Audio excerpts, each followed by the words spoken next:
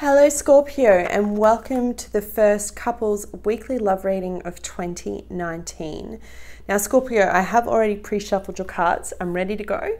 Before we get into it, quick channel update. I am available for private readings again, so if you're interested, you can find out how to book in with me in the description bar below. If you are interested in getting a 2019 full yearly forecast, there are only 2 more weeks to book in for that. After that, then they won't be available again until Christmas. So if that's something that you've considered for yourself, now is the time. Thirdly, thanks to Justin from Ipswich. Shout out to Justin, who sent in this thumbnail image that I'm using for the videos.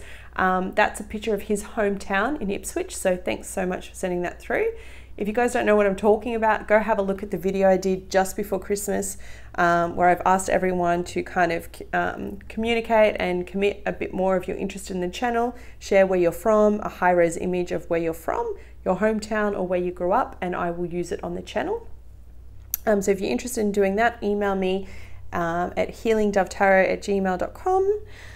And finally, from an astrology point of view, there is massive energy coming up, okay? There is a full moon total lunar eclipse in the sign of Leo coming up on the 21st.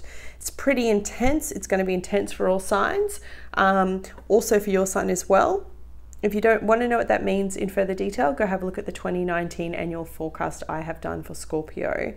But let's get into the love reading now for couples. This is a love reading for Scorpio couples from the 16th to the 22nd of January. And you start at this time period with the Lovers. So the Lovers is the card represents Gemini. So this could be your partner. It does speak about divine union, harmony, that kind of equal give and take balance thing. But when I see it come up in a reading, depending on what other cards are around it, it can also represent choice. Needing to make a choice, and what's underneath it is the card of the 5 of Wands. So you could have been going through a bit of a stressful time with your partner. Maybe Christmas, the holidays was quite stressful, a bit of bickering, arguing.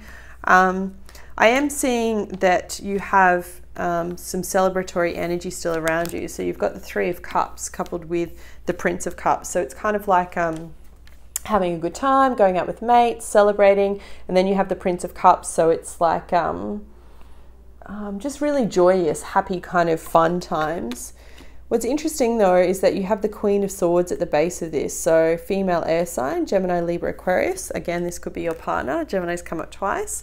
But this is a very logical woman. This is the opposite of fun. Sorry to the air signs that are watching, any cross watchers. But typically this is someone that's more practical, very straight to the point, no bells and whistles, can sometimes come across quite cold. This could be your partner or this could be an ex. Eclipses do bring up exes and feelings of exes from the past. Now, it could be either your ex or your partner's ex that comes up. And you have a lot of people in this spread. You have a King of Pentacles, a Queen of Pentacles, so I have a couple.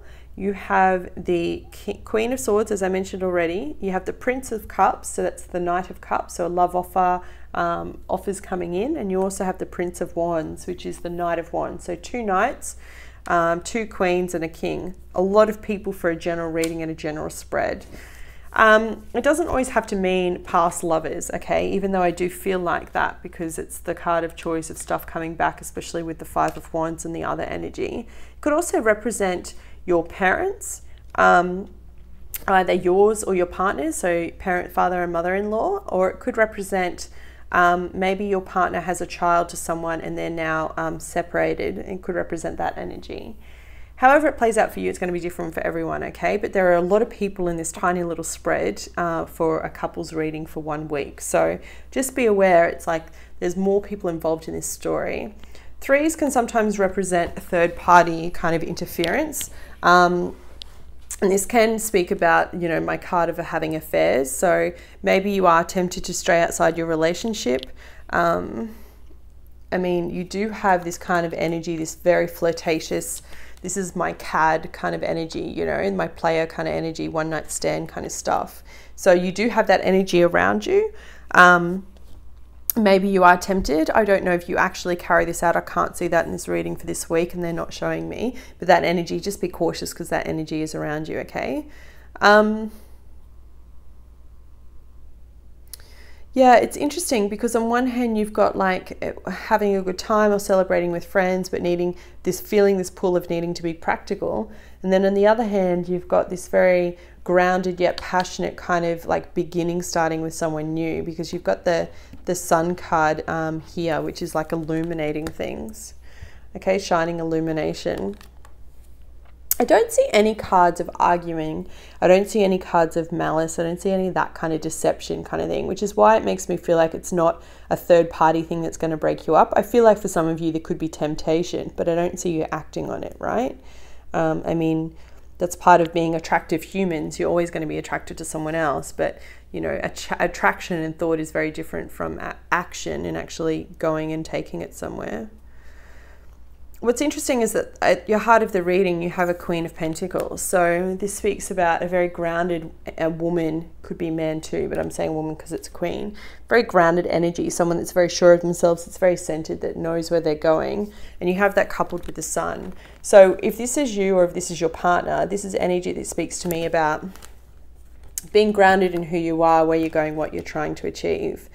The other way this could play out is that the three people, it could be you, your partner, and your partner's boss, or you, your partner, and your boss that's playing out, because I feel like it's having an effect on your relationship, okay? And as I said to you, you've got this eclipse that's coming up in Leo, and whenever we start at a new moon eclipse, we have the potential of having it last for a very long time. And what if we close at a full moon lunar eclipse? It's closure. You don't go back. That's it. It's done. You move on. And I feel like for some of you, it could be actually releasing and letting go your past, because as you go into the next week after the eclipse period, you have this card of death, your card, Scorpio card, you're coming up trumps in your card here with the Sun. So very strong, very empowered. And it could very well be to do with work and your partner's just not seeing you. Maybe, I'm not sure what you do for work, but maybe it's that you're having your Christmas party now in January, or you're very social and you're spending less and less time with your partner and they're like, I just want to see you. And that's where this temptation could come in at a Christmas party, or from someone that's, you know, really quite connected to work, a supplier or something like that. And for others of you, you could be a stay-at-home parent that you're just feeling quite a little bit annoyed that you're having to balance everything out. This could be the same person, Queen of Swords, Queen of Pentacles, rising and, you know, sun sign, where you're feeling like you're the mother and you're the stay-at-home woman or the stay-at-home father, and your partner's off living this career life that's all fun and games, and you're just kind of like, yeah, enough. I kind of want some time for me. Really interesting week. I'm curious to see how it plays out for you guys. Please write to me in the comments below. I do read all of them. I'm just curious to see how this relates to your personal situation. Can I please have some additional guidance for Scorpio couples in love from the 16th to the 22nd? Could also just be a big week of celebrations for you and your partner. Now, I'm not sure which one that was meant to be, and I saw a couple, so I'm going to shuffle again and see what comes out. Because there's that energy here too. One card, please, Eddie. Just one. Thank you. 36. Okay. Come to the edge. Interesting, interesting energy. Let me read it for you. 36. Come to the edge. Come to the edge. Come to the edge. Courage, taking a leap of faith, overcoming fear and accepting risk. It's scary to be truly intimate with someone, to allow him or her to see all parts of you, especially the parts that you've kept hidden and protected. Now is the time to take that risk and let yourself be seen, truly seen. It's important that you speak up, voice what you need, state who you are, and say what you hope for.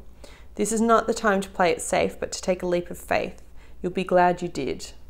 If you're seeking a relationship, the same applies. Take one step towards the gods and they will deliver what you truly desire.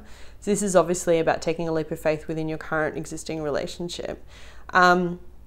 You know, I'm never one to judge. You know, you do what you feel is right for you in your soul journey. I just always try and think of the other person and my situation, and try not hurt anyone. You know, try and always put the other person front of mind before my actions. And for some of you, you could very well be tempted by someone new, because I do see that energy here. Let me know how it goes. Very curious. If you liked this video, please hit the like button. It helps the channel more than you know, and I will be back with you next week. Take care.